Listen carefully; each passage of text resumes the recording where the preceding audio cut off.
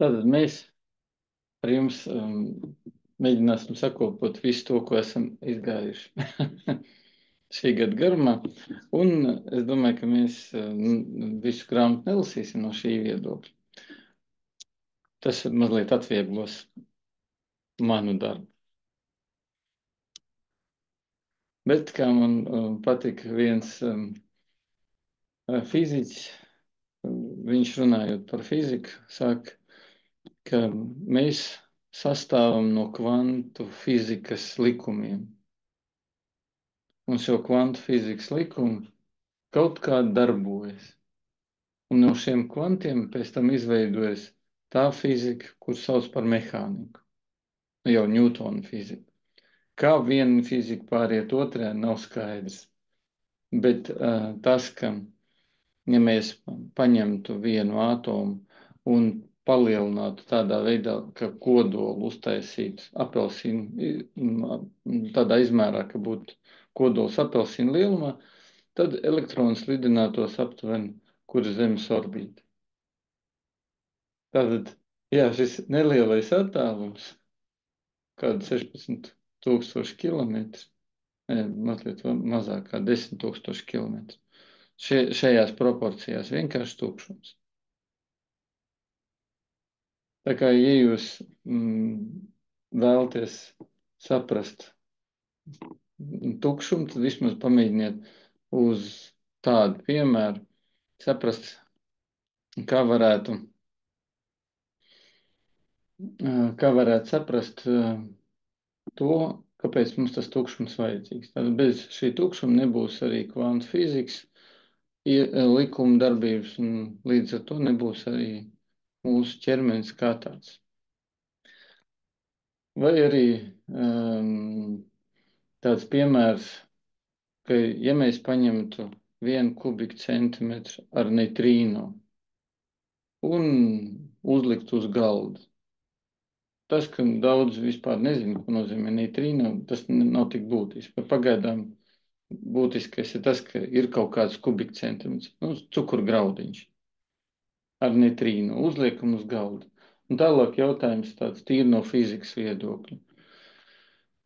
Cik tālu tas neitrīno nokritīs vai paliks uz galda? Atbilde ir ļoti vienkārša. Tas neitrīno izlidos cauri visai zemeslodei, nepamanot zemeslodi.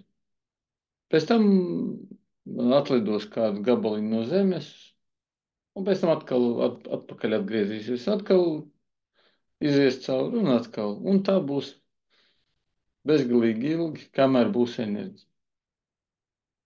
Mēs nevaram iedomāties, ka ir kaut kāds tāds neitrīno, ja mēs nezinām, ja gadījumā tā, ka ir kaut kāds neitrīno, kurš var iziet cauri Zemei, nemaz nepamanot, ka tāda Zeme ir. Jo priekš neitrīno tāda ļoti mazas daļiņas Zeme ir vienkārši kā liels caurums. Un atkal tādos kvantu līmeņos mēs redzam, kas ir tukšums. Tas no tāda viedokļa. Tagad no tāda viedokļa, kā mūsu dzīve.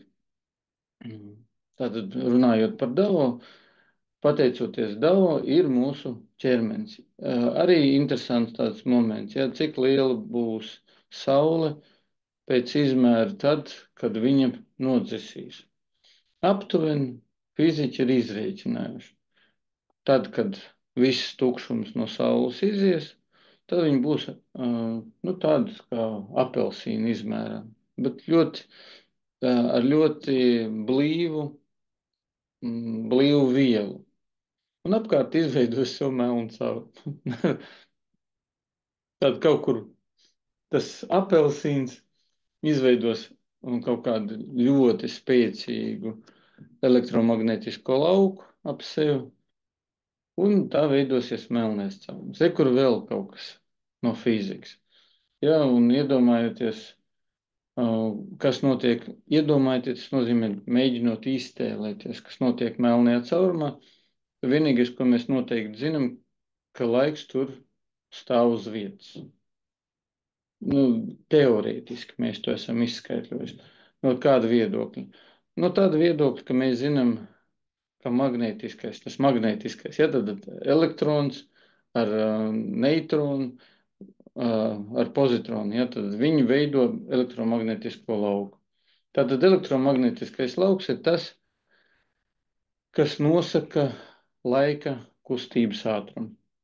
Tātad uz Zemes laiks kustās ar to ātrumu, kas ir kā 24 stundas diennaktī aptuveni.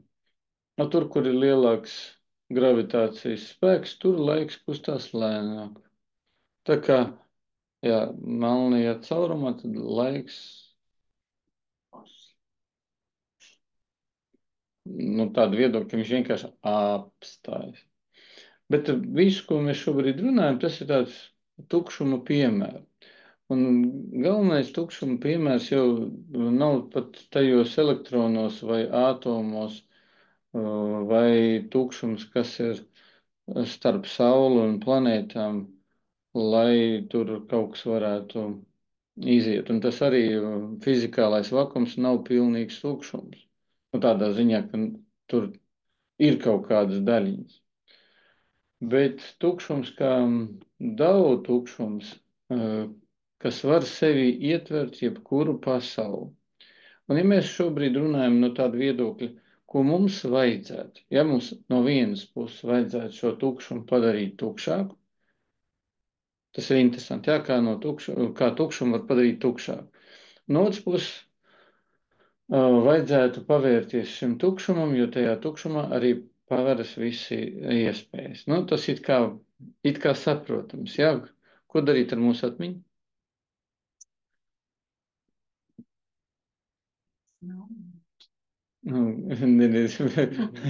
Jā, vīrus melniem pasaukt, lai pieņemt un piedot. Bet kas sākumā? Piedot vai pieņemt? Piedot un pieņemt. Jā, jā. Tātad mūsu domāšanā, kurā vajadzētu būt tukšumam, no tās būs ļoti daudz, kas atkarīgs tālāk. Bet šeit, protams, kā tad mēs tukšu domāšanu? Tieši tā. Ja mums nav tukša domāšana, tad mums jau tukšumā ir kas? Melnais caurums vai kaut kādas iedomas vai kaut kāda priekšnojauta un tā tālāk. Un ar to visu mēs piesārņojam ēteru priekš pašiem sevis. Tad var teikt, ka mēs esam tādā tukšumā, varētu tā iedomāties, ka katrs no mums ir tādā tukšumā, un apkārt katram no mums virmo informācija, domas, atmiņa un tā tālāk. Un dzīvojot šajā visā virmojumā, mēs neredzam to tukšumu, kurš paverās mums pretī. Un ja mēs to tukšumu neredzam, tad mēs, protams, ko daram? Mēs veidojam rosību. Rosība, tas nozīmē, mēs parādam, ka mēs darbojamies. Un tāds no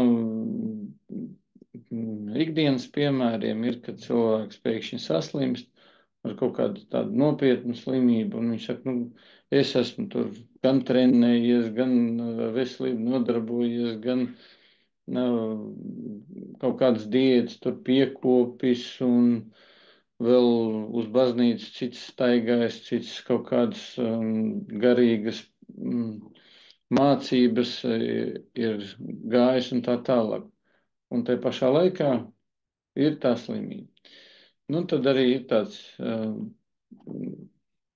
izteiciens, kad runā mācītājs ar to cilvēku, kas nāk pie tā mācītājiem, tad cilvēks jautā mācītājiem, es taču visu piekopu, visus noteikumus, likumus un tā tālāk.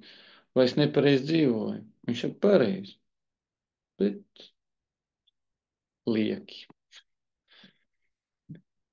Jā. Un mēs, protams, ka mēs varam piekrist tam, kad ir Dao, mēs varam nepiekrist tam, ka ir Dao. Dao tas nekādi neskar, ja tā ņem.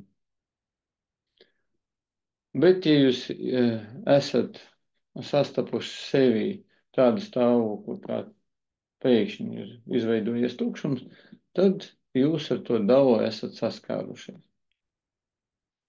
Tas, tos piemērus, kurus es teicu par mūsu ķermeņu, par atomiem un tā tālāk, tie visi piemēri vienkārši liecina, ka mūsu acu redzējumā mēs to tukšumu neredzam. Mums vajadzīgs kaut kāds cits palīgi rīki, lai mēs varētu to ieraudzīt. Bet pateicoties Laudzī un viņa darbam, mēs varam baudīt to tukšumu. Nu, un šeit vīriešiem mazliet vieglāk no psiholoģijas viedokļa. Viņiem ir tā tukšā kastīte. No psihologa viedokļa sievietēm šeit bezceļš. Nav nekāds iespējamais dabū. Vai arī, kā viena sieviete teica, kad viņas dzīvē notika viens notikums, tāds negaidīts, varbūt ilgi gaidīts, ka mēs to nezinām, bet viņa stāstīja, ka negaidīts. Tad viņa teica, ka sākumā bija liels miers, vienkārši liels miers. Un pēc tam sākās liels tracis. Jautājums, kāpēc? Un izrādās, ka to lielo mieru vai to tukšumu ir ļoti grūti izturēt. Jo tas lielais miers, tam ir milzīgi liels spēks. Jo viss, kas sākas iekšdavu, sākas no miera stāvokļa. Tracis ir zināms, pazīstams. Miera stāvoklī mēs varam sadzirdēt to, ko tiešām vajag darīt. Tā kā mēs mēģināsim sadzirdēt tādas kategorijas, kuras mums ir nepieciešams tieši kategorijas. Ja, tas ir apziņai tieši nepieciešams, lai mēs varētu skatīties uz pasauli plašāk. Un mēs sāksim no tādas vietas, kuru mēs esam jau kādreiz lasījuši vai skatījušies par pašu. Un vienkārši ceļš nevar būt par ceļu, pa kuru iet. Un šeit mēs atceramies to, ka latviešu valodā vārdam ceļš ir divas nozīmes. Un ja mēs rakstītu, tieši rakstītu, tad mēs vienu ceļu uzrakstītu ar mazo burtu, tie ir zemes ceļi, un otru ceļu mēs ierakstītu ar lielo burtu. Un šajā gadījumā es teiktu tā, ka mēs visus jēdzienus, kurus mēs šodien pielietosim ar lielo burtu, lai tie ir kā kategorijas.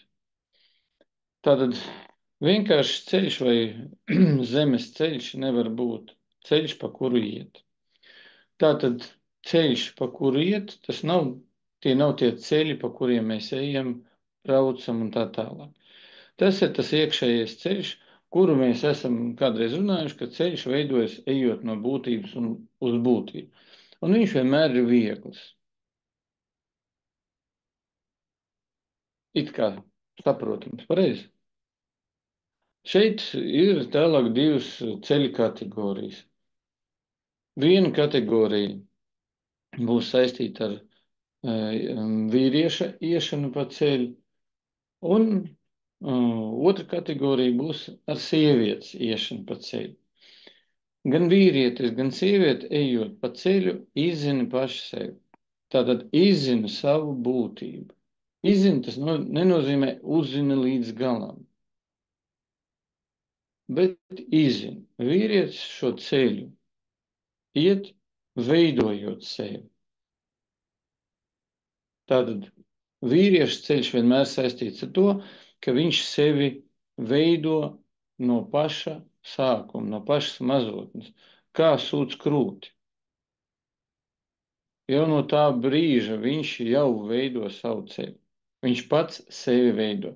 Mēs varbūt nesaprotam, ko tur bērns, tas rīdainis saprot, ko nesaprot, bet jau viņš savu ceļu sāk iet. Protams, ka māte, ja to saprot, tas ir mātes atkal ceļš, tad viņi jau kopš šī brīža, kopš pirmā brīža jau bērnā atbalsta viņa patstāvīgumu, lēmumu pieņemšanu un arī kā ņemt krūšu galvu.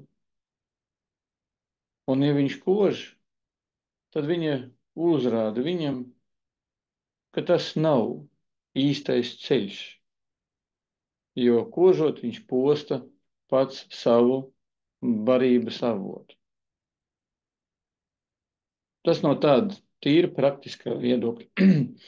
Un runājot tādā veidā, mēs atbalstam māti un mātes ceļu, ka māte saprot, ka viņai vienkārši ir jāpabaro tas jaunietis un jāpalaiž vaļā. Piemēra ar krūšu galvu vai barošanas procesu, parādot viņam ceļu, kuru vajadzētu iet, tātad būt maigam un zinošam ar savu barības avotu, tātad dzīvības avotu, un otra, zinot, ka posta kustība vienmēr novedīs pie bada. Nu, tas no tāda viedokļa. Meitenes ceļš vai sievietes ceļš arī sākas no zīdaiņa, bet no tā stāvokļa, kurā māte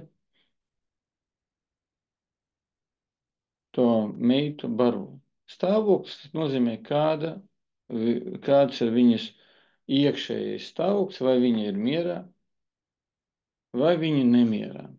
No tā arī sākas tas ceļš. Un tāpēc arī, ja mēs tā no vecuma viedokļa skatāmies, tad ceļš būs vienmēr saistīts ar to gadu gājumu un to īstenību, kas notiek tajā laikā.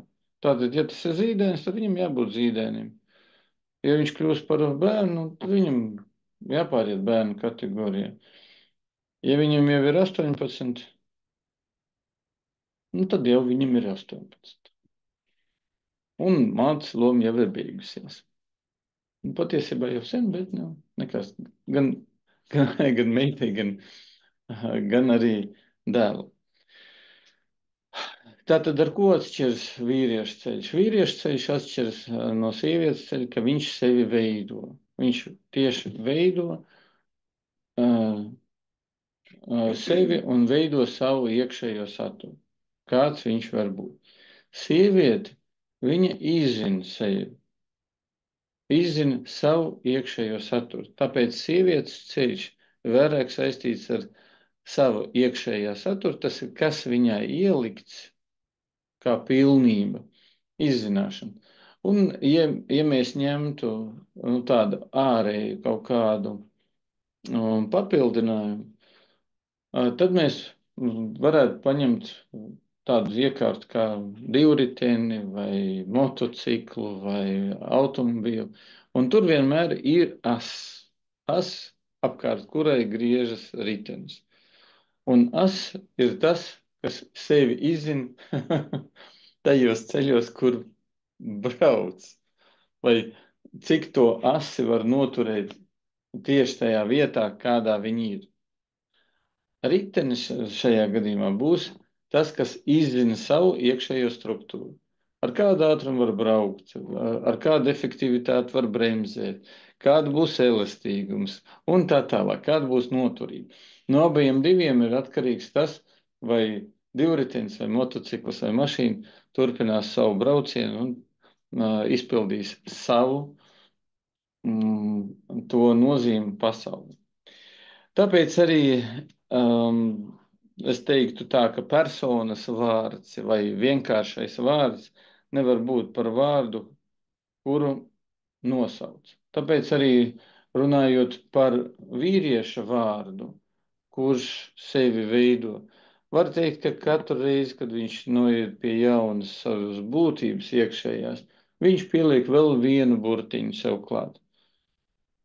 Un tad sanāk daudz burtu vārds vīrietim. Tad, kad sieviete sevi, savu iekšējo saturu izzina, tad arī viņai nāk tie burtiņi klāt, un arī viņas vārdu mēs nevaram noteikt. Tikai tāpēc, ka ar katru nākamos būtības izpausmi vai izzināšanu abiem diviem nāk klāt vēl tie burtiņi. Un tā kā mēs runājam jau no paša sākuma par tiem avotiem, tad avots gan Dao kā izpausmes vietai, gan arī pasaulē kā tādai, ir tas, kas arī dod katrai lietai, kā arī cilvēkam un vīrietim un sievietei, savu avotu. Un jo dziļāk mēs izzinām šo avotu, jo klāt vēl nāk papildus burtiņi. Tātad, runājot par sevi, mums vajadzētu ko darīt? Mums vajadzētu noteikti saprast to, ja mēs novāktu no sevis visus tos burtiņus, ko mēs esam jau izgājuši, ja, tad tas nozīmē, ka tas ir tāds burtiņu sakopojums, varētu teikt, aiz muguras vai vēl kaut kur pasē pieņemsim. Tad mums paverās jaunas iespējas, un mēs varētu iet to īsto ceļu, lai varētu ar to patieso vārdu sevi nosaukt. Nevajag jaunu uzvārdu.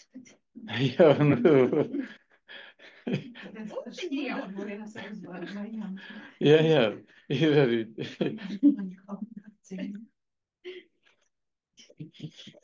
Tā, jāprecās. Jāprecās.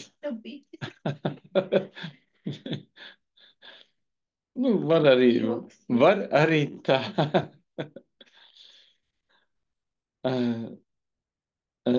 Debesis un zeme sāk būt tad, kad vēl nav vārdu. Tas nozīmē, ka, ja mēs ņemam to pašu Dao, kurš ir parādījies, tad debesis kā augstākā Dao realitāte un zeme kā zemākā Dao realitāte parādās pirms parādās lietu vārdi. Tad iedomājamies, pagaidām es vēl neesmu zīmējis to, iedomājamies tādu kā vietu, kur parādās divi stāvokļi. Viens stāvoklis, var teikt, ideiskais stāvoklis, otrs stāvoklis ir miesiskais. Miesiskais šajā gadījumā tas ir īstenotais ideiskais, vai tas, kurš var sevi izpaust. Gluži tāpat kā planētas vai zvaigznes, kuras sajiet no elementiem un tālāk izpaužas. Tāpēc, lai tas varētu notikt, tātad visām idejām uzreiz jābūt izkaisītām pasaulē, un arī tā zeme ir arī tepatās, kur ir tā ideja. Tad, ja mēs meklētu Lailu, tad nevajag nekur viņu meklēt, kur tepatās viņas tā miesa, ja, tad pat viņa arī būtu jāmeklē.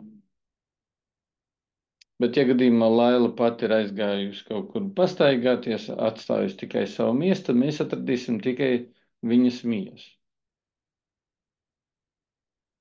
Aptuveni tas ir, kad es tagad kaut ko skaidroju, un ja jums neveidojas tēls, tad jūs arī aiziet kaut kur pastaigāties. Miesa paliek šeit, pārējais ir aizgājis kaut kur tālu. Tātad iedomājieties tagad vēlreiz, ja tātad izveidojiet savā izpratnē, ka ir tāds kaut kāds apjoms, kurā ir divi stāvokļi. Idejas vai ideālais stāvoklis un pilnīgais stāvoklis. Abi divi ir iekļauti viens otrajā. Labi. Ja? Redziet, jau tuvojamies patiesībai. Tad, kad parādās vārdi, tad arī ar tiem nosauc bezgalīgi daudz lietas pasaulē. Tātad, lai parādītos vārdi, jāparādās vārdu avotam. Tātad iekš debesīm un zemes jāparādās avotam, kurš tad arī nosauc visus savā vārdā. Tas ir tāds kopīgs avots. Ja mēs ņemtu Bībeles rakstus, tad tur iesākumā bija vārds, vārds bija pie Dieva un vārds bija Dievs. Tas ir Bībeles rakstā. Ja mēs tagad teiktu, ka iesākumā bija vārds un šis vārds bija pie iesākuma un šī iesākuma vārds bija iesākums. Mēs izņemtu vārdu Dievs, mēs paņemtu to iesākumu. Tad tas, kas arī nosauc visus savos vārdos, vai tas, kas veido visus šos vārdus. Tātad tas ir radošs sākums šajā visā radošajā telpā.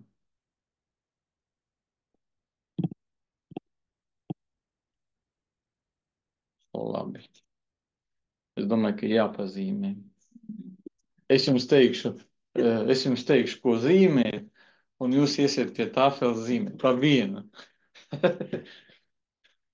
Man tas šķiet, vai visiem tagad jānosēž pie sieniņas, un visiem tā cieši. Lai būtu labi visiem. Tātad, ja, Kaspar, tu pirmais zīmēt, ja? Tātad ir daudz. Pagaidām zīmējam vienkārši kā apli. Kā gabaliņš no daudz.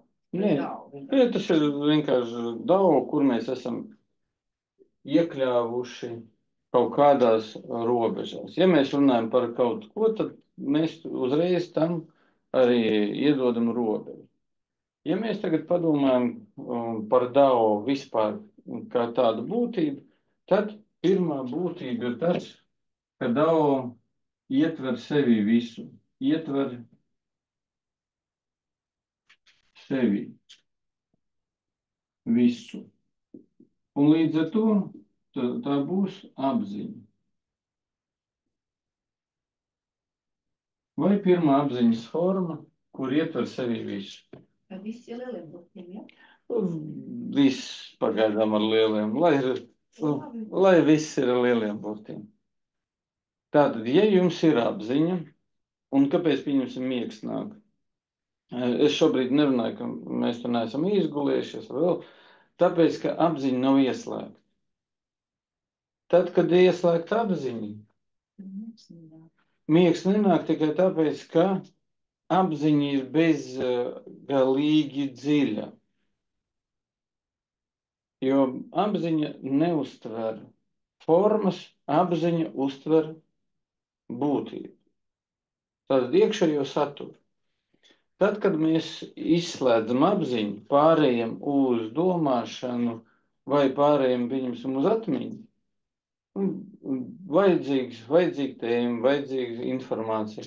Un mēs pārējam uz atmiņu, mums uzreiz aiziet kas? Būtības iekšējais saturs ir milzīgi liels. Un līdz ar to, kas notiek ar mūsu operatīvo atmiņu? Viņi momentā pārkars. Un mums bija, un reiz atslēdzas, un tāpēc arī smadzenes ko dara? Viņas izslēdz savu nesētāju, lai tas mierīgi paguļ. Un kamēr viņš paguļ, tikmēr varēs uztaisīt tādu defragmentāciju, visu lieko izmest. No šī viedokļa jūs tagad zinat, kā gatavoties eksāmenam. Jā, vienkārši pagulēt.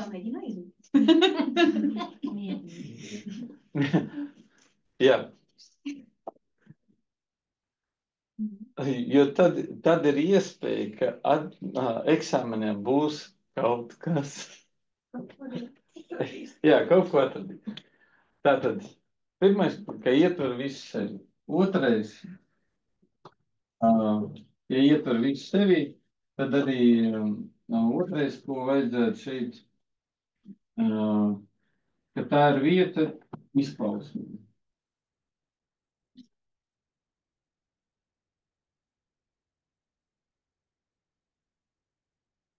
Izpausme sākas no kaut kāda punkta un beidzas kaut kādā punktā. Līdz ar to Dao sevi ietver ceļu.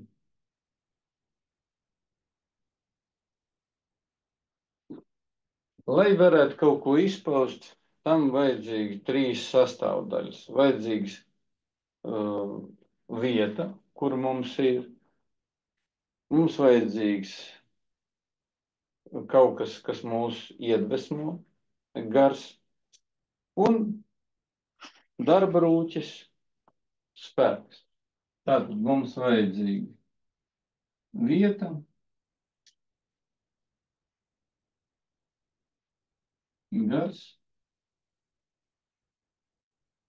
un spēks.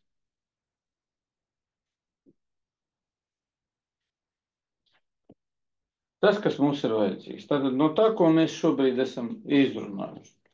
Mums ir Dao, un pirms parādījās vēl kaut kas šajā visā pasākumā, parādījās ceļš. Tātad pagaidām es uzzīmēšu tādu būtu kā ceļš. Tātad vienkāršais ceļš nav ceļš, pa kuru iet. Tātad, ko mēs uzreiz zinām? Ka ir ceļš. Ne, vienkārši zinām, ka ir ceļš. Tātad, kur ir ceļš. Ja mēs runājam par Dao, kāds ir Dao ceļš? Ietver sevi visu izpausmu, vietu, gars, spēks, tātad īstenot visas šīs lietas. Un Dao ceļš kļūt par lielāku Dao nekā ir pats Dao. Tātad ir kaut kāds sākotnējs stāvoklis un vajag iegūt jaunu stāvokli. Tātad, ko Dao vēlas? Būt jaunāks par jaunu. Tad kur ir ceļš. Tālāk mēs sakam, ka ir vārdi, kuri nav kā vienkārši vārdi. Bet tālāk mēs sakam, parādās zeme un debesis, pirms parādās vārdi. Tātad debesis mums paliks zilā krāsā, zeme būs šeit zaļā krāsā. Es zīmēju viņus atsevišķi, kaut un tas ir viens otrā iekšā. Tātad debesis ir vienkārši apvalks, un zeme ir iekšējais saturs. Tālāk mums vajadzīgs kas? Avots visiem vārdiem. Šajā zīmējumā mēs to avotu uzzīmēt kaut kur pa vidu. Iesākumā bija vārds, un šis vārds bija pie Dieva vai pie iesākuma. Un tad apkārt šim iesākumam uzzīmētu tādu telpu, kurā tad ir visi iesākumi vai visi sākumi, kurus mēs varētu uzzīmēt kā tādus aplīšus, lai viņi varētu sevi izpaust. Būtiskais ir šis punkts, jo viņš ir bezgalīgi dziļš. Jo no tā punkta varētu teikt izvērsās Dao. Un ja izvērsās Dao, mēs viņu aprakstam matemātiski kā bezgalīgi lielu telpu ar bezgalīgi lielu daudzumu laiku. Un, kā par laiku mēs vispār runājam, tas nozīmē, ka laiks ir. Un no šī viedokļa, ja šeit ir tāds stāvoklis, tad tur iekšā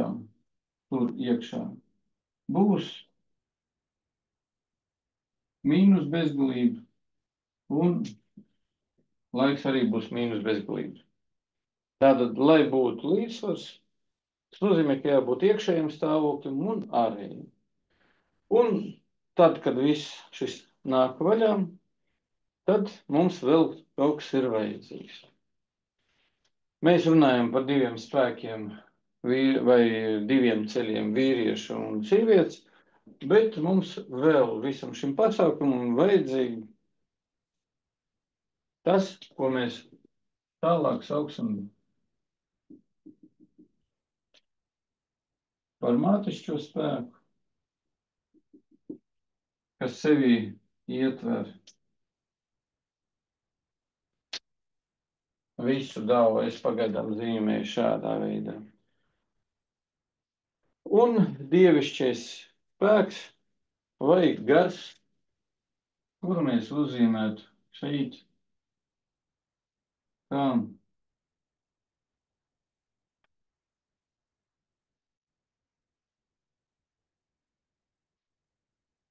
tādu putniņu. Zīmēsim, lai viņš te lido tāds.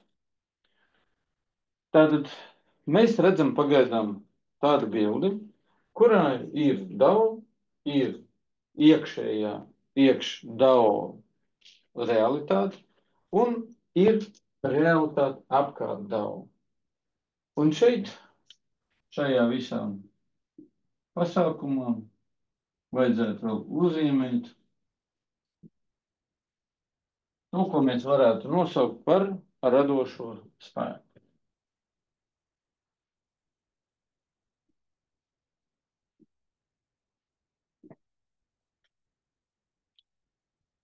Kāpēc tieši tā?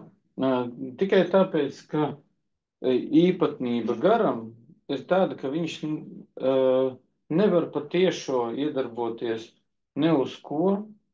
Viņam vajag vienmēr deliģēt sevi. Nu, varat iedomāties priekš sevis, ka ir kaut kāda ideja, un lai to ideju pārnestu kaut kādā tēlā, pēc tam domā, vajag pielikt enerģiju. Vai citiem vārdiem pielikt apziņas spēku, pēc tam domu spēku, pēc tam pasaules spēku. Un līdz ar to mēs visu laiku runājam par spēku, spēku, spēku, spēku. Garu mēs varētu nosaukt kā tādu iedvesmu.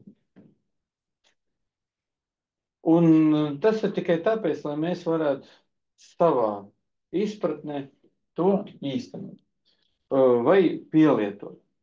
Un tagad mums ir radošais spēks, šeit ir visu spēku sakopojums, šeit ir visi avoti, šeit ir bezgalīgi liela telpa, ceļš, vieta, gara spēks, lai to visu īstenot.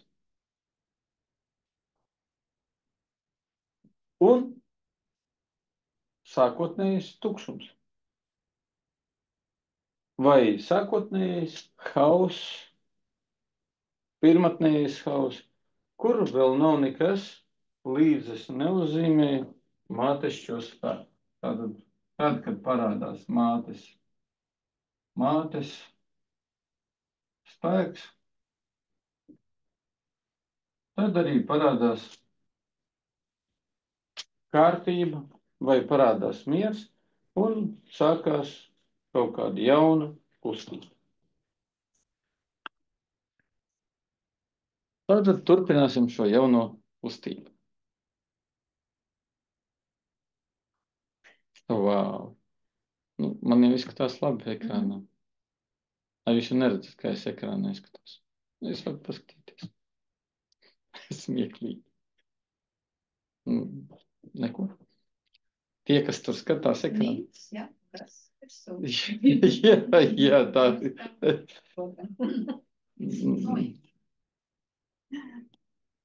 Nē, nekas. Uz tevi jau tikai domāko. Nu, jā, es tur iesēdos tieši centrā. Labi.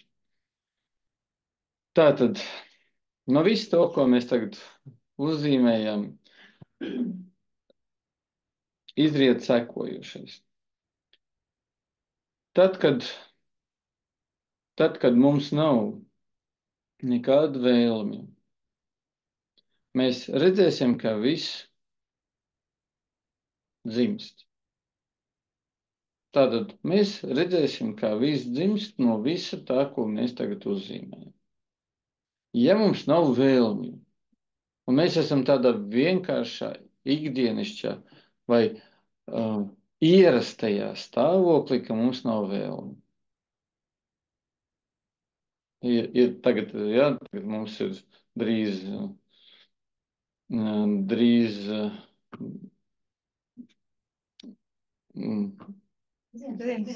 es gribēju teikt dziesmu svēts. Tas, kuram tu vārds. Vēlēšanas.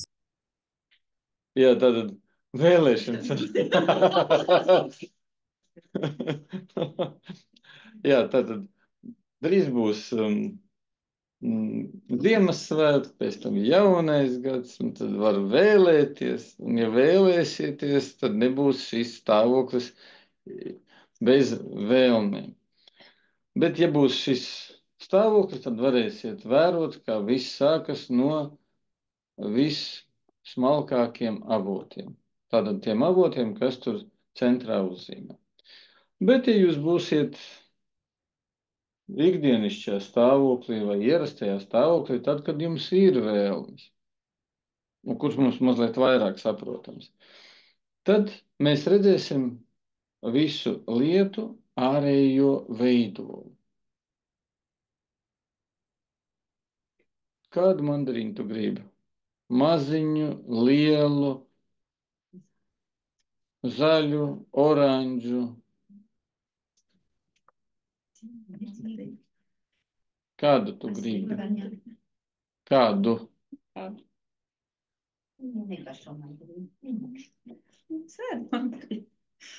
Nu, kādu mandarīnu tu gribi? Maziņu, lielu. Kas labi mizoja. Redzi, tātad, tā kā mums jau šobrīd, tas tā kā piemērs, ja mums ir vēlme apēst mandarīnu, un šī vēlme tiešām ir saprotama, tad mums būs vidēji izmēri, tam, kam mizojas labi mīza, tālāk būs vēl kaut kāda garšīgs, sulīgs un tā tālāk, jā. Tas viss noteiks formu. Un mēs pēc šīs ārējās formas, un ko mēs skatīsimies to oranžu, to vidējā izmēru, veiklā mēs nevaram tur pamizot, bet mēs vismaz varam pačamdīt, ja tā. Jā.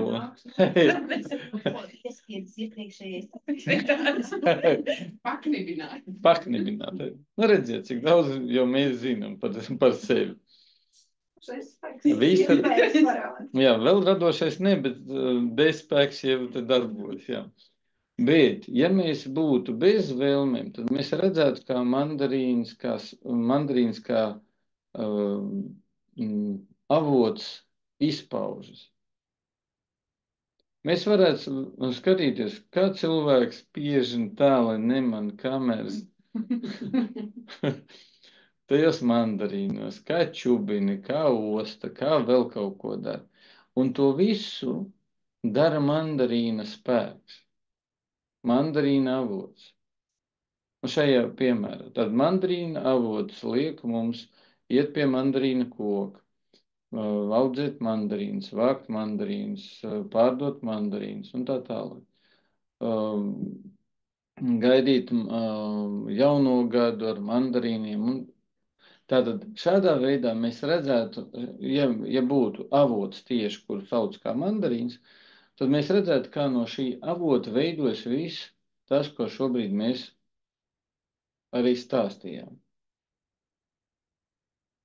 Un tikko jums būs tas saprotams, tad jūs sāksiet redzēt vienā gadījumā. Jūs redzēsiet, kā mandarīns ņirgājas pa cilvēkiem, ar dažādiem izmēriem, pieņemsim, dažādu mizas biezumu, saldumu, skābumu un pārējo. Vai, kā viena sieviete teica, viņa saaugstējusies un C vitamīna vietā viņa ēd mandarīnus. Es viņai pateicu, ka vienkārši 8 kg dienā vajag apēst. 8 no rīta un 8 vakarā. Tad dabūs to attiecīgi C vitamīnu daudzumu. Viņa paskaitīja, padomāja, ka viņa tomēr tā nevar. Bet mandarīns ņirgājas par viņu ar C vitamīna daudzumu. Nu, ja tā ņem. Nu, ņirgais šobrīd var aizvietot ar citu, jebkuru vārdu. Var izspēlēt. Varbūt, kad es apēdu mandarīnu, man lokus taču mainās. Jā, tu kļūsti par mandarīna spēka nesēju. Tad stāvoklis tiešām mainās. Un ja mandarīns bija, pieņemsim, salds, tu kļūsti salda. Ja mandarīns bija skābs, tad tu kļūsti skāba. Vai, piemēram, kā viena sieva stāstot par savu vīru, saka, kaut kā vīrs maka kļūst netik patīkam. Nu, tā kā viņa ir dakteris, saka, klausies, nu tad, ko tos vīrs ēd? Viņš taču noteikti tur iet uz to sporta zāli, to olbaltumvielas, tur tos kokteļus. Jā, viņš saka, kaut kā viņš tagad tur daudz ko ēd. Nu jā, bet ja viņam pa daudz to olbaltumvielu, tas nozīmē, ka viņš pūst no iekšas. Iedod viņam šito mandarīnus, ananāsus, un tad viņš mazliet citādāk jau smaržos sākotnēji. Pēc tam arī garšos citādāk. Nu, arī tur zēmenes var izmantot. Nu, kam kas patīk. Bet tik un tā, apēdot tas spēks, tā iekļūst cilvēkā. Jā, tāpēc arī tas avots, viņš sāk darboties. Un uztaisam izpārdošanas spēku uz mandarīniem. Mandarīns tagad ieslēdz izpārdošanas spēku, nu mēs paņēmām mandarīnu kā avotu. Un viņš sāk tagad darboties. Divi spēki, tad mandarīnu izpārdošanas. Nē, šis būs tieši mandarīnas spēks, izsauc izpārdošanu, lai turpinātu izspēlēt tos cilvēkus. Nu jā, viņš grib vairākos cilvēkos izpausties. Jā. Jā. Viņš no tāda viedokļa. Un tad mēs redzam, ka cilvēki kļūst mandarīnu līdzīgi. Nu, ja mēs ņemtu, ka viņi sāktu ēst bez kaut kādas ierobežojuma. Jā.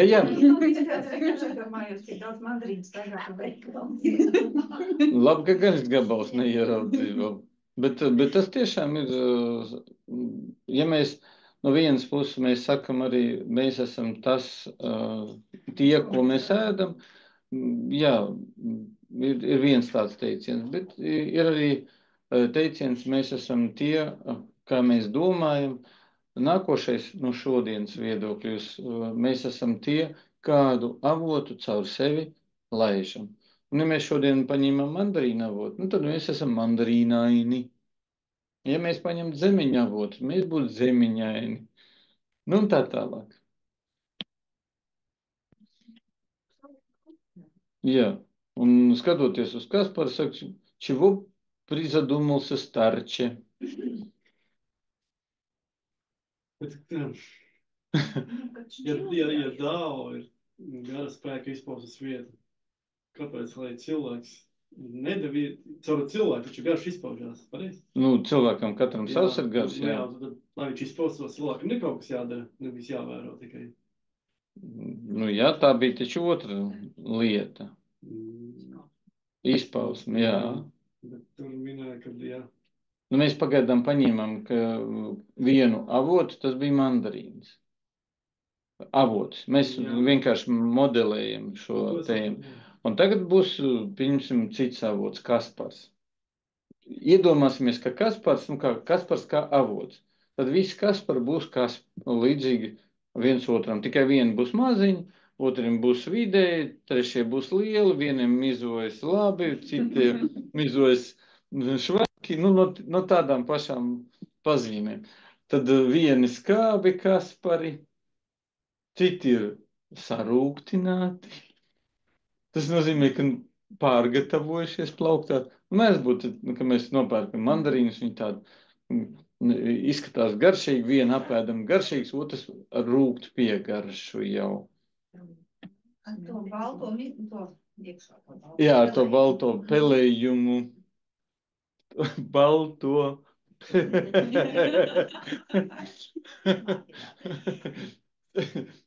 Es no tāda viedokļa, ja mēs paņemtu kā avotu Kaspars vai avotu tur Antra vai tā tālāk, tad mūsu personu vārdu avots. Tad mums atkal vēl būtu tāda spēlīta. Ja tu kādam iespļauj acī, tagad viņš ir ar Kasparu avotu savainots. Vai, vai uzlabots. Labāka redze. Labāka redz. Tas ir atkarīgs. Jā, bet redz, ja Kaspars, tad ir labi. A, ja kāda sieviete iespļauj čūska. Jā. Tad saindēta. Ārstniecisko darbu. Ārstniecisko. Nu, redziet. Tātad redziet, ja mēs skatāmies, nu, kā mēs teicām, ja mēs ejam uz veikalu iepirkties, ja mums vajadzīga pārtika, ja mēs skatāmies, kāda pārtika, nu, varētu teikt, piesakās mums šodien. Mums mazliet sarežģīti to darīt no atmiņas viedokļa. No tāda viedokļa, ka mums jau ir kaut kāda ieteikta, kaut kāda ieveidota rituāla, ka mēs esam ieraduši kaut ko ēst, kaut ko neēst un tā tālāk. Ja tad ieejot maizes veikalā, kur ļoti daudz dažādas maizes, es izvēlos iziet no šī veikala. Nu, tas pieņemsim, ja, kāpēc? Nu, tāpēc, ka maize neuzsūcās tur, ja paņem tādu tēmu. Ja, tā tad,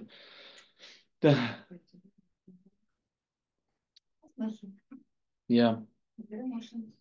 Jā. Cilvēks taču nezina, kāpēc viņš daudzās vietās iet pareizi. To lietu mēs zinām, kāpēc viņš sēž.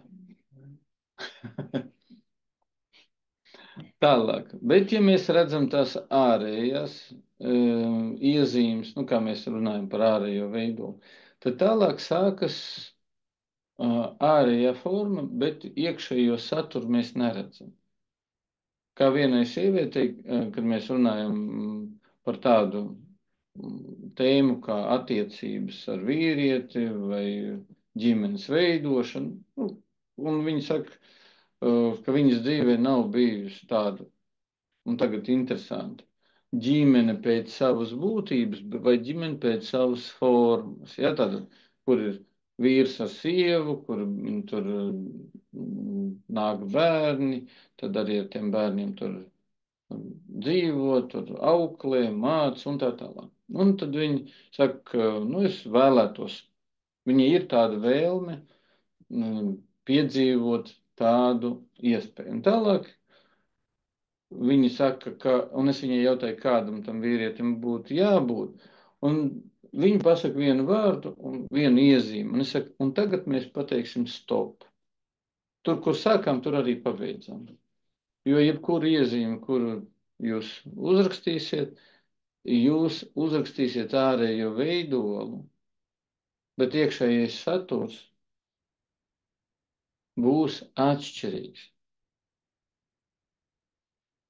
Tāpēc jebkura vēlme, nu šajā gadījumā, ja mēs runājam par vēlmi satikt vīrieti ar kaut kādām iezīmēm, viennozīmīgi mēs jau zinām, ka šim vīrietim būs vēl vairākas iezīmes, kuras pēc tā, ko mēs jau teicām, ka vīrietis ejot savu ceļu, viņš sev visu laiku veido. Tātad nākošajā solī viņš jau izveidos jaunu īpašību, kura nebija redzama.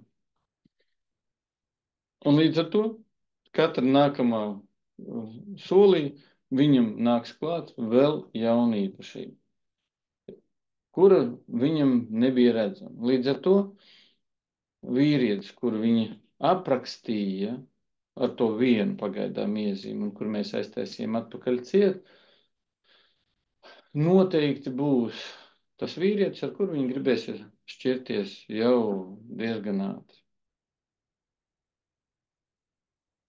Ar vienu tikai piezīmi, ja gadījumā viņa to vīrieti pieņems bez jebkuriem nosacījumiem, tālākiem. Tātad viņi pieņems viņu kā avotu, nevis kā formu. Tad sāksies pavisam cits stāsts, kuru mēs nevaram aprakstīt. Jo šis stāsts, tad, kad mēs tieši vērojam avotu darbību, mēs vērojam, kā avoti sevi izpauž. Ja mēs vērojam formas, tad no mums aiziet prom avotu darbības vērošana. Bet, piemēram, ar mandarīniem jūs jau daudz maz sapratāt.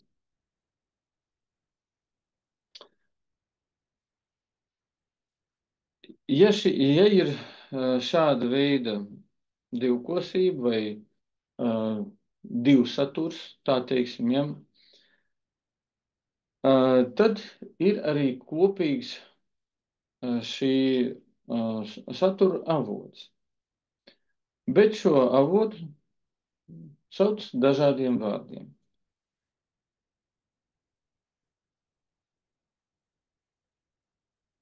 Kopējo avotu mēs varam nosaukt kā neizdibināmu noslēpumu.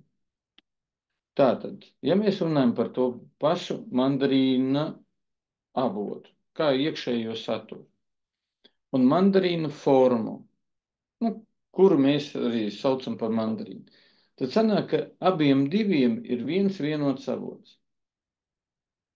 kuru sauc par neizdibināmu noslēpumu. Tas nozīmē, ka mēs nekad neuzzināsim galējo mandarīnu stāvokli.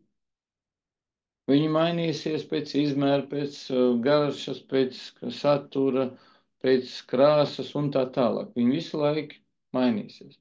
Tas ir tīri dabīgi, daba pielāgosies pie jauniem apstākļiem, un līdz ar to mandarīni būs citi. Ja mēs šo noslēpumu saprotam, tad mēs jūtam, ka aiz tā ir vēl viens noslēpums. Tāds pavisam vienkārši piemērs, es tagad ņemšu ar tiem pašiem mandarīniem, bet tikai maziem, kur tādi maziņi mandarīni pārdodas. Un atverot vienu mandarīnu, viņam labi mīziet, viegli turēt rokās, tad viņš arī bieži mēdz būt salds. Un tad, kad tu to saldo mandarīnu apēdzi, tu vari nākamo vaļā. Tā kā viņš ir maziņš, viņš nav vidēji vismaz, lai dabūtu to vidēju izmēru, vismaz 4 vajag.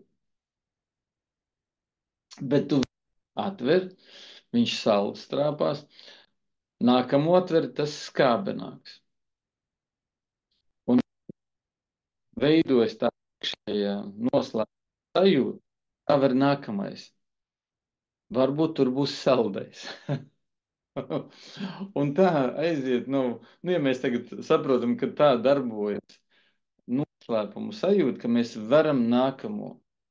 Ja mēs tagad ņemsim attieksmi pret savu dzīvi, tad, lai kāda lapas to rūgto garšu, tad mēs vienmēr meklēsim nākamajā lapas pusē to, ja mēs tagad ar mandarīnu, teiksim, ar šo saldie, sulīgie tādi mandarīni, tad mēs meklēsim to saldo sulīgu, kurš atbilst mūsu patiesai dabai. Tātad tādā veidā mēs mūsu lapas pusi, kurā vēl nekas nav ierakstīts.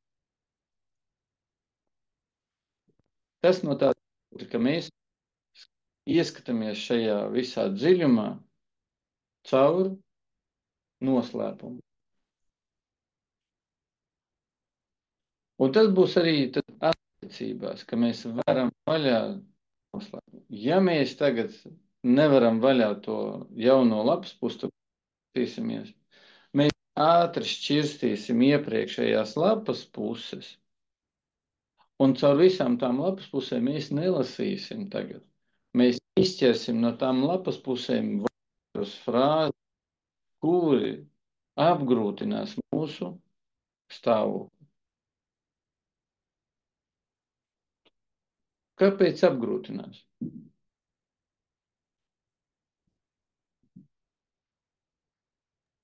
Jo tā ir pagātne vienkārši. Viens ir, un ka tā ir pagātne, bet otrs, tur nav tukšums un tur nav noslēpums. Tas jau ir bijis. Tur nav noslēpums tajā, kas ir bijis. Lai cik daudz bija tie mandarīni saldi, kāds bija tās attiecības iepriekšējā, tur nav nekas vairs ar noslēpumu. Un līdz ar to tas apgrūtinās sirdi, apgrūtinās emocijas, apgrūtinās domu. Tātad, jebkurā brīdī, kad veidojas apgrūtinājums domāšanā, tas nozīmē, ka jūs skatāties iepriekšējās savas dzīves grāmatas lapas puses. Visās, tajās visās nav šī jaunā satura vai nav noslēpums.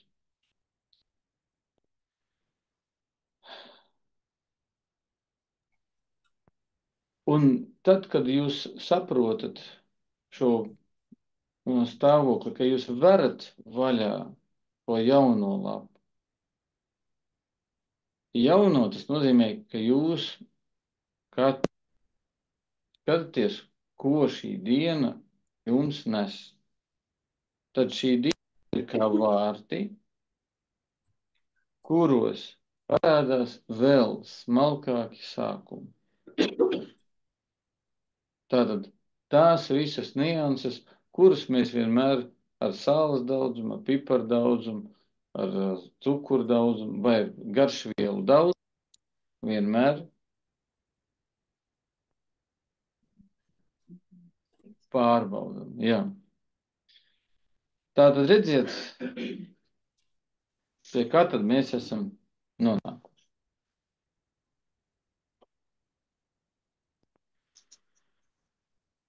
Iesim tad tālāk.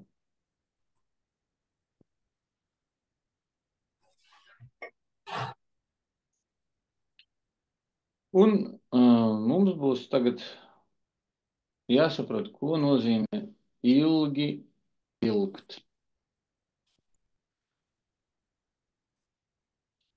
Tā kā ilgi ilgt būs ļoti īs saturs, tas nozīmē, ka šim saturam būs dziļš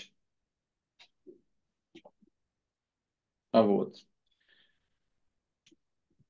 Tas, kas zina cilvēkus, ir vietas. Tas, kas zina sevi, ir apgaismots.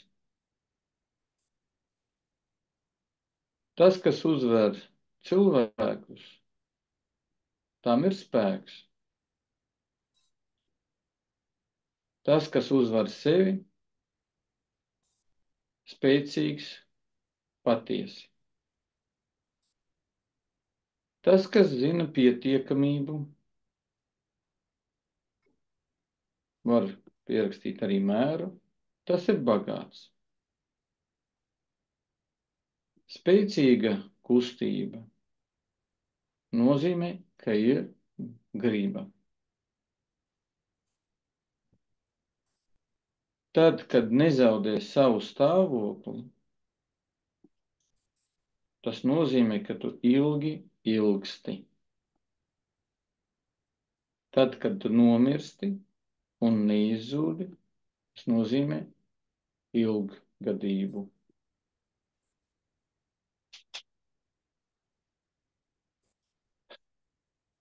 Tātad cilvēks, kurš zina citus cilvēkus. Jā. Un es domāju, ka šeit mēs varētu teikt, tas ir psihologs, vai tas ir kaut kāds pārvaldnieks. Un diezgan labi viņam sanāk pārvaldīt cilvēkus.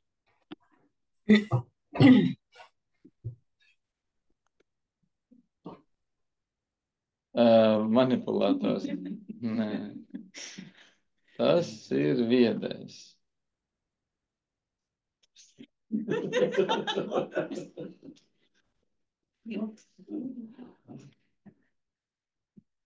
Šajā gadījumā jāsaprot, ka viedais, tas, kas zina cilvēks un pārvalda cilvēks, tas nozīmē, ka viņš pārvaldot cilvēks nedara viņiem ļaunu. Jo jebkura darbība ierakstās iekšdao. No šī viedokļa arī Bībelē teikts, ka katrs, kurš tur melo, apmelo, vēl kaut ko tur dara, katrs jau sev veido attiecīgi cēloņu seku saiti. Tas nav tieši citēta lieta, ja, nav tieši citēts teksts, bet no Dau viedokļa noteikti tas ir, jo cilvēks, kurš ir vietas, viņš tiešām pārzina cilvēks. Un šajā gadījumā viņš neņems darbā tos cilvēkus, kuri nederēs šim darbam. Viņš to pārzina. Tāpēc arī viņš atlaidīs no darba tos cilvēkus, kuriem nav vairs izaugsmes šajā darbā. Tātad viss labāk attīstītās. Un tas ir tiešām vietas. Cilvēks, kurš zina sevi, tas ir, jā. Un šajā gadījumā uzreiz, ja sieviete sevi nezina un nekad nezinās. Paldies Dievam. Jo, ja sieviete sevi uzzinās, viņa pazaudēs savu noslēpumu, un līdz ar to viņa arī izzudīs. Viņa kļūs par Barbiju. Nu, tādu. Kas par veci? Es nezinu. Par veci. Par kluci. Brūno. Oi. Cik labi. Tātad, arī, ja mēs runājam par vīrieti, tad viņš sevi nevar zināt, nu, kā mēs sakam, līdz galam, bet viņš var zināt savu ceļu. Un vīrietis zinošs sevi, tas nozīmē zinošs savu ceļu, ir gaismīgs vai nes sevī patiesību.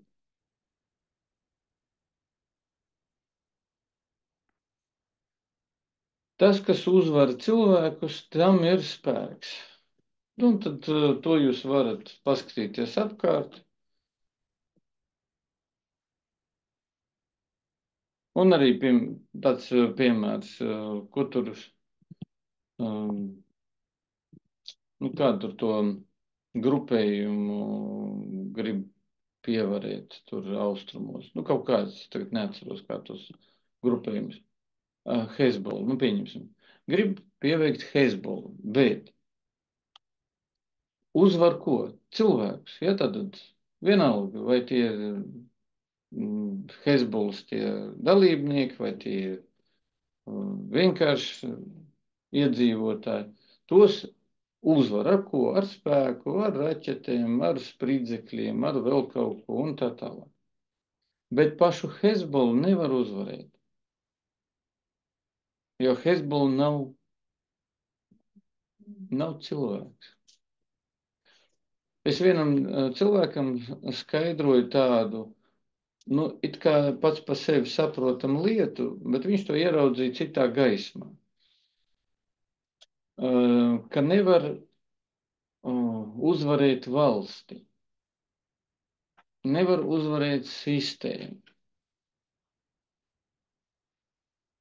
Tieši valsti kā sistēma. Jo sistēma darbojas pati no sevis. Pats jēdziens sistēma kā tāds. Gluži, kā mēs to varam pārbaudīt sevī, nu, ja mēs, pieņemsim, mēģinam pārvaldīt savu veģetīvo sistēmu. Mēs viņu nevaram uzvarēt. Ja mēs viņu mēģināsim uzvarēt, tad mēs pārstāsim elpot, sirdsdarbība pārstāsies un daudz citas funkcijas, ko pārvalda veģetīvā sistēma. Tāpēc viņi arī tiek saukt par autonomo, ja, vai neatkarīgo. Viņi, protams, ka ir mūsu darbības ietvaros. Tāpēc arī cilvēks, kurš uzvar, vai tas, kas uzvar cilvēkus, tam ir spēks. Bet tur tas, kas uzvar sevi, un sevi jautājums, ko tad nozīmē uzvarēt sevi?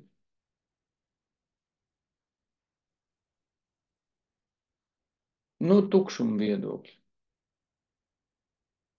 Nu, ja mēs esam daudz ko sasnieguši, daudz ko uzkrājuši un tā tālāk,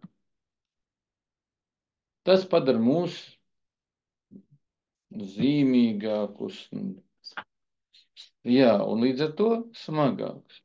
Tātad cilvēks, kurš ir pieveicis savu sasniegumus, tātad ir izgājis ārpus šiem sasniegumiem, tas ir patiesi spēcīgs. Un līdz ar to viņš ko nedara. Viņš nemēģina uzvarēt cilvēkus. Atkal no tāda paša viedokļa, ka tas, kurš uzvar cilvēkus, veido attiecīgu pretspēku, un no vēstures viedokļa mēs to zinām. Kad nāk jauns, kurš ir spēcīgāks, un uzvar to veco, tikai tāpēc, ka vecais vairs nevar pacelt to zobeni. Tas, kas uzvar sevi, ir spēcīgs. Patiesībā viņš neko neuzkrāja. Tas, kas viņam ir, pārvaldot nepārvalda. Un līdz ar to viņam viss, kas nepieciešams, viņam ir.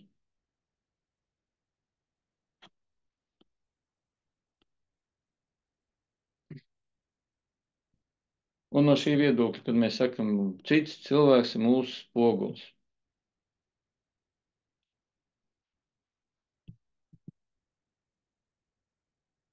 Kur mēs te kļūdamies?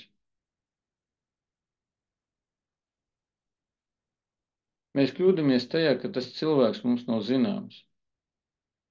Cilvēks pret mums ir pagriezts ar kaut kādu šķautni, kuru mēs ievērojam. Ja mēs to šķautni ievērojam, tas nozīmē, ka mums šī šķautne ir jāsakārto.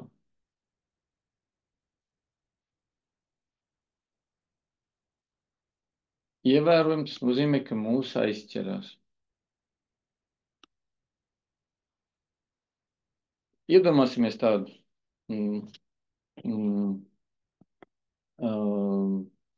naža asināmo riņķi, un mēs ieslēdzam, viņš griežas, viņš apaļš. Un pieliekam klāt nazi, kurš ir ar robiem. Un tad tie robi ķersies tajā akmenī. Jā, akmens robos neķersies. Tāpēc arī tas nazis lēkās pa to akmeni, nu, ja tā mēs ņemsim. Uzskatot, kā akmens viņu mētā. Bet ja akmens būs ar robiem, jā, tad mēs nevarēsim uzasināt.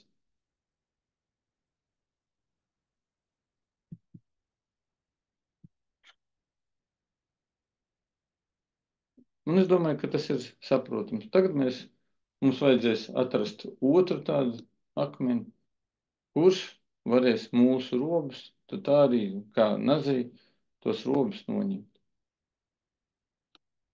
Un to var darīt, nu, ja tagad iedomājamies, ka mēs ar to pašu nazi asinam un ka tur daudz griežas. Tas nozīmē, ka paiet laiks. Paiet laiks un to veco kārtu tiek noņem, un tad jaunā kārta vai jaunais tas asmenis izveidojas. Ko vienīgi nevajag darīt? Nevajag pārasināt, jo nekad nebūs iespēja savas spējas tad pārbaudīt. Tas, kurš zina pietiekamību vai mēru, tas ir bagāts. Un to jūs arī, es domāju, ka pietiekoši labi saprotat. Ja cilvēks saka, ka viņam priekš kaut kā iztrūks kaut kas, tas nozīmē, ka viņam ar mēru sajūtu vismaz šobrīd nav harmonija. Un līdz ar to viņš jūtas nevis ubaks, nabaks, jā, apdalīts. Bet ja nav naudas, tad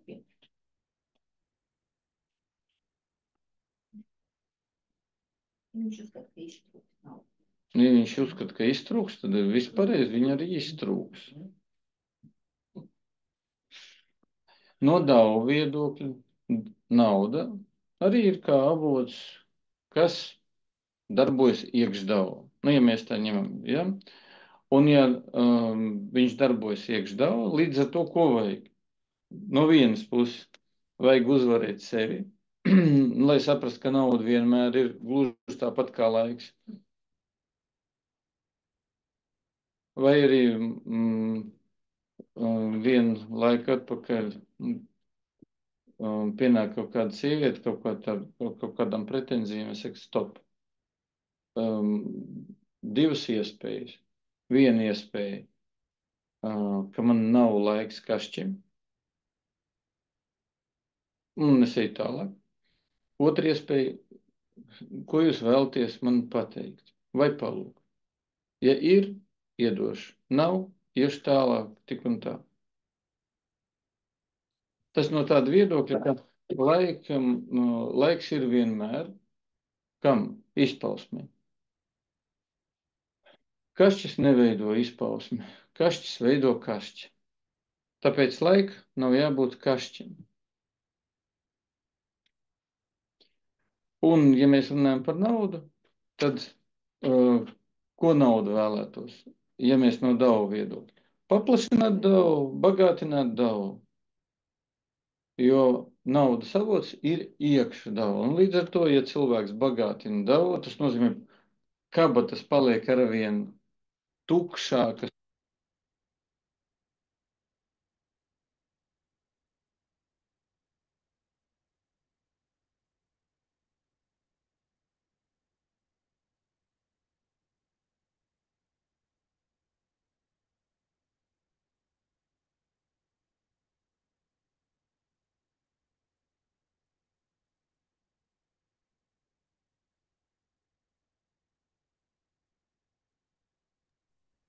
Jā, nedzirdu neko. Pēdējās 30 sekundes.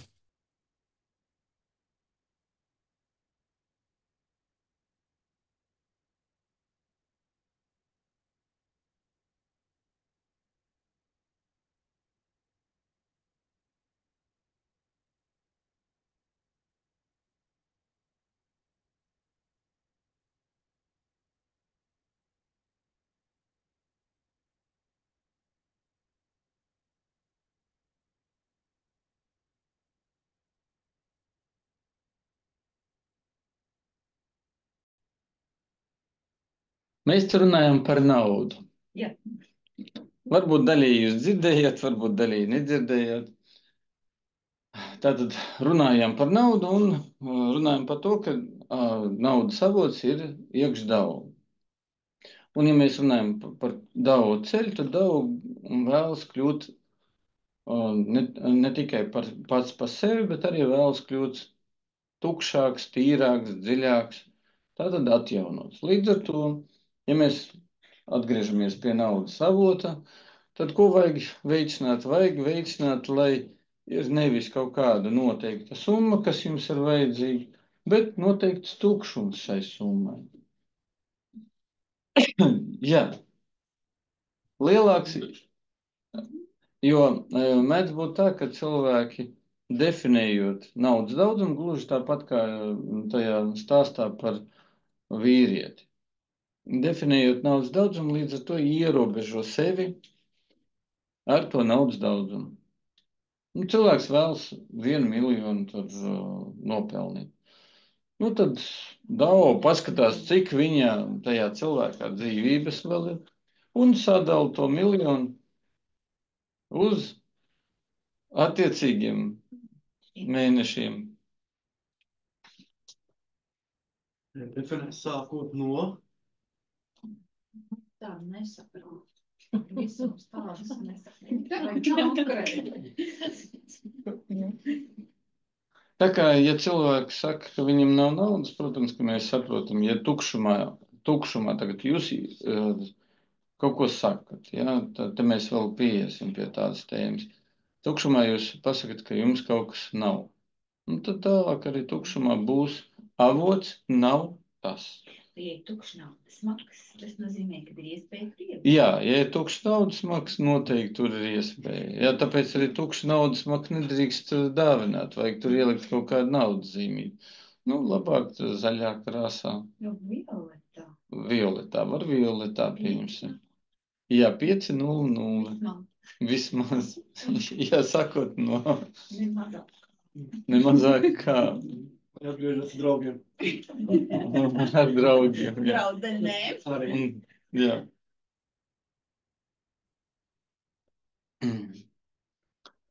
Tāpēc spēcīga kustība ir tad, kad ir gribas spēks. Ja? Tas ir tas, ko mēs esam valodā runājuši. Un jautājums, kas tad ir gribas spēks? Ja jūs paskatāties uz to zīmē, tad gribas spēks ir šis ceļš.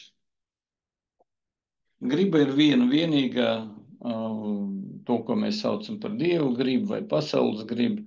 Tas ir dzīvības attīstības virziens. Un, ja cilvēkam ir spēcīga kustība, tas nozīmē, ka šī spēcīga kustība ir šajā ceļā. Un kustība ceļā ir bez spēka pielietošanas. Vai tu gribi spēku var uztrenēt? Gribas spēku noteikti var uztrenēt. Šajā gadījumā mēs sadalīsim šo treniņu divos iedzienos. Viens iedziens būs gribas spēks kā tiekšanās pie mērķiem, materiālās pasaules mērķiem. Un tas tiešām būs gribas spēks. Ja mēs runājam par gribas spēku kā ceļu, tad tas būs noturība ceļā. Lai kas notiek, lai kāda apstākļa notiek, cilvēks turpina iet savu ceļu. Tas attiecās uz meitenēm arī? Uz meitenēm šajā gadījumā saglabā iekšējo mieru. Jo visi notikumi, kas notiek meiteņu dzīvē, ir viņas pašas izraisīti.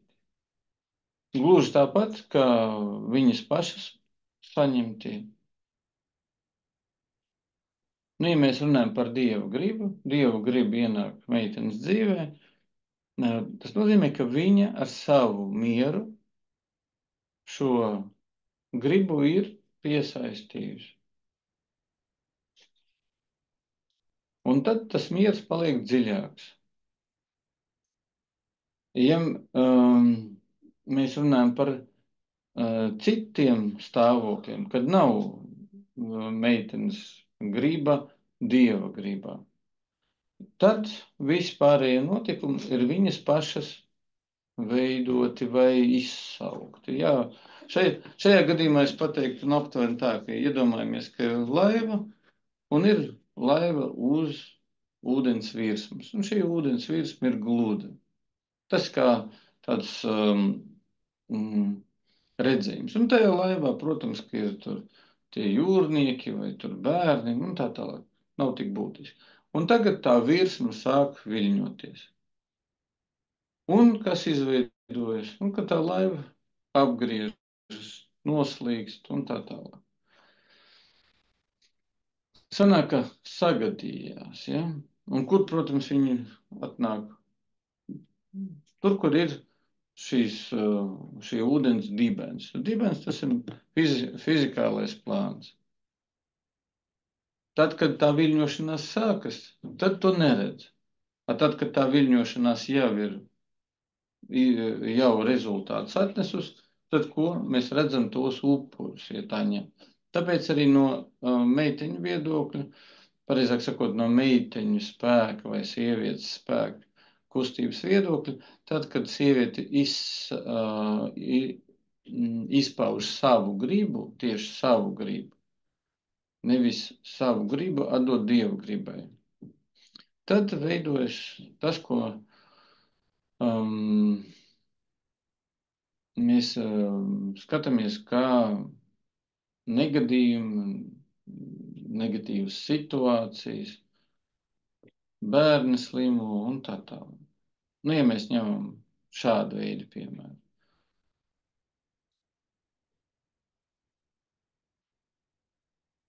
Vīrieši griba atkal tajā pašā Dieva gribā, bet sākas no noturības pie tiem mērķiem. Tāpēc arī gribas spēka no sievietes viedokļa neizpaust savu gribu.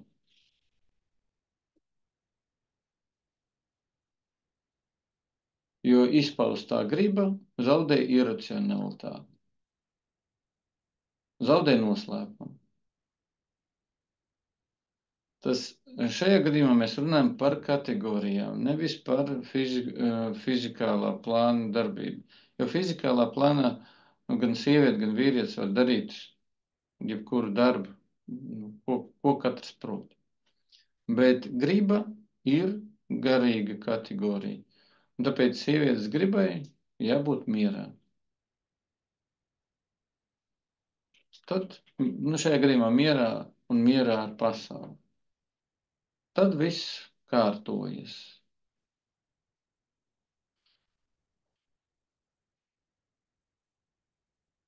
Tad arī tās jaunās lapiņas atverās. Tāpēc arī, ja mēs nezaudējam savu stāvokli, tas nozīmē, ka sieviete nezaudē savu miera stāvokli un vīrietis nezaudē savu nostāju ceļā, tad arī ilgi ilgst. Ilgi ilgst, tas nozīmē, ka šīs stāvoklis tiek ierakstīts normā vai ierakstīts kā pamats nākošai kustībai. Un nomirstot vai aizejot, tas, kas neizzūd, tam arī ir to ilgo gadu mūžība vai ilga mūžība. Ja mēs runājam par tādiem zināmiem piemēriem, tie ir zinātnieki, tie ir pētnieki, tie ir kaut kādi tieši izcili cilvēki, kuru vārds arī turpina dzīvot. Ja mēs runājam par mums nezināmiem, tātad nevis slaveniem cilvēkiem, bet cilvēkiem, kuri ir atstājuši savus, teiksim, pēdas kā darbus, kā normas, tad mēs pēc šīm normām arī dzīvojam. Tad šeit mēs varam pateikt, ka visi mūsu priekšteči, kuru chromosomus mēs sevi nesam, viņi ir atstājuši sevi mūsos. Un tad turpināsim pēc pārtraukuma.